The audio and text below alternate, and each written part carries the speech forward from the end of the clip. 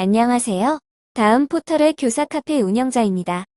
요즘 연금 개혁으로 연금 개시가 늦어지는 분도 있고 사정이 있어서 퇴직하는 예도 있고 퇴직했는데 연금 공백이 있는 분들도 계시고 다양한 경우가 있을 수 있는 것 같습니다. 유튜브 독자께서 댓글로 공무원 연금 조기연금에 대해서 유불리 정보를 알려달라고 댓글을 남겨주셔서 부랴부랴 모든 것 제쳐 두고 만들어 보았습니다.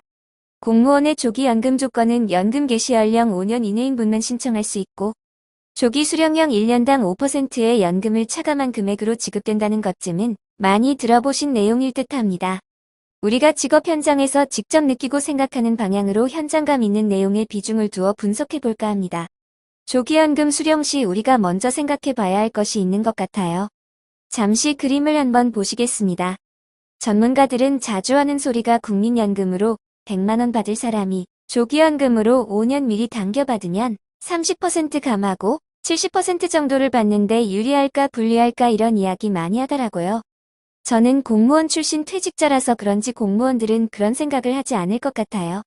왜냐하면 조기연금을 고민하고 있는 공무원이 있다고 할 때 공무원들은 내가 연금 개시 연령까지 다니면 얼마를 받을 수 있는데 조기연금을 수령하게 되는 경우 물가도 많이 오르는데 유리할까 불리할까 이런 고민을 많이 하는데 생각하는 측면이 서로 다른 것 같습니다. 공무원이 고민하는 실제 사례를 들어 알아보도록 하겠습니다.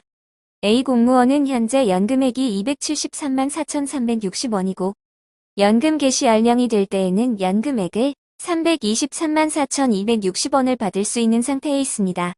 이런 상태에서 조기연금을 수령하는 것에 대하여 알아보도록 하겠습니다. 먼저 이전 화면에서 알아보았던 현재 연금액과 개시 연금액을 불러오겠습니다. 이 상태에서 조기연금 수령을 1년 먼저 한다고 가정하고 1년을 선택해 보겠습니다. 그랬더니 조기연금 수령액으로 259만 7,642원이 나오네요.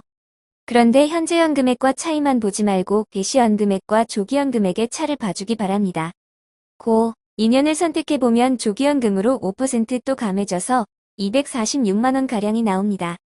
이런 식으로 5년을 선택해보면 205만원 정도가 나옵니다.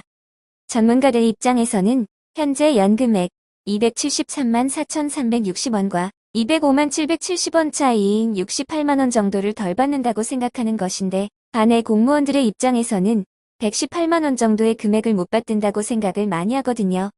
조기연금은 이렇게 동료들과 비교해보면 동료는 5걸음 앞으로 가는데 조기연금은 뒤로 5걸음 뒤로 가는 것과 같아서 피부로 느끼는 금액 차이는 매우 큰 것 같습니다. 전문가들은 다른 사람의 미래 연금액에 대해 잘 알지 못해서 미래의 연금을 예측하기도 어려운 점이 있어 그런지는 모르겠으나 금리와 물가를 반영해서 비교하는 자료들을 찾아볼 수가 없어서 여기서는 조기연금을 받는 금액만큼 이자도 고려하고 물가도 고려하는 방식으로 알아보겠습니다. 대부분 조기연금으로 5년을 많이 생각하는 분들이 많더라고요. 조기연금은 5년으로 두고 이 상태에서 상단을 보시면 조기연금 수령으로 67세까지는 조기연금이 유리합니다. 네, 메시지가 있는데 어떤 값을 선택할 때 이 부분을 잘 봐주시면 감사하겠습니다. 예금 금리를 정기예금 금리인 2.5를 입력해 보겠습니다. 이전에는 67세였는데 69세로 바뀌면서 15년간은 조기연금 수령이 유리하네요.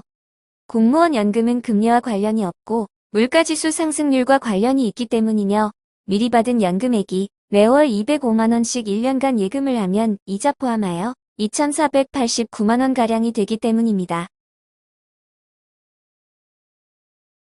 이 금액을 엑셀에서는 재무함수인 FV 함수를 이용하여 쉽게 구할 수 있습니다.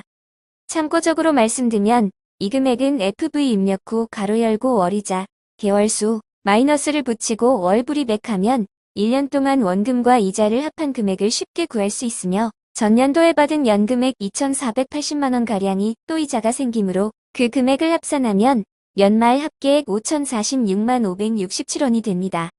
이런 식으로 100세까지 구하면 조기연금으로 받는 금액을 자세히 구할 수 있습니다.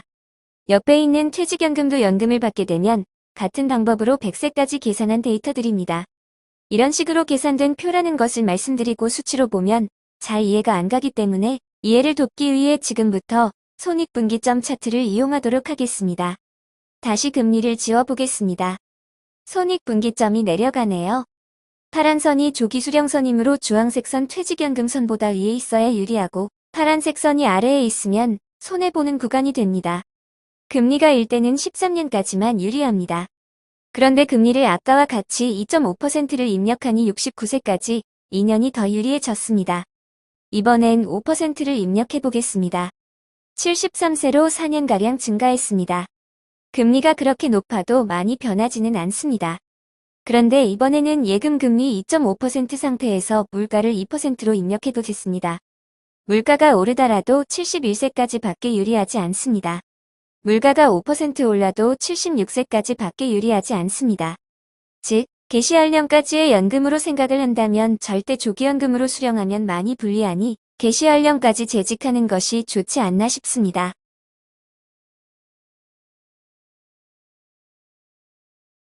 그리고 마지막 전문가들이나 다른 유튜버들이 분석한 방법으로 잠시 살펴보면 개시연금을 현재연금액으로 수정하면 조기연금과 현재연금액의 비교와 같아지기 때문에 복사해서 붙여넣기를 해보도록 하겠습니다. 결과를 보니 물가지수 5% 정도일 때 평생 유리하네요. 4%를 입력해보겠습니다. 그래도 평생 유리하네요. 물가가 1%를 하향해도 83세까지 29년은 유리하다는 결론이 나오네요. 한마디로 요즘 같은 물가가 높은 시절에는 불리하지는 않다는 결론이 나오네요. 즉, 두 가지의 사례를 알아보았는데 조기연금액과 현재연금액의 이론상 비교는 요즘같이 물가가 높은 시절에서 조기연금액이 유리하고 공무원들의 개시 연령의 연금액 측면에서 살펴보면 금액 차이가 서로 크기 때문에 금리와 물가의 영향을 덜 받으면 80세 이전에 모두 추월당하는 상태가 되므로 조기연금 수령은 불리한 측면이 많다는 것을 말씀드리면서 이것으로 마치겠습니다. 무더위에 건강에 유의하시고 행복한 시간들 되시기 바랍니다. 오늘도 끝까지 시청해주셔서 감사합니다.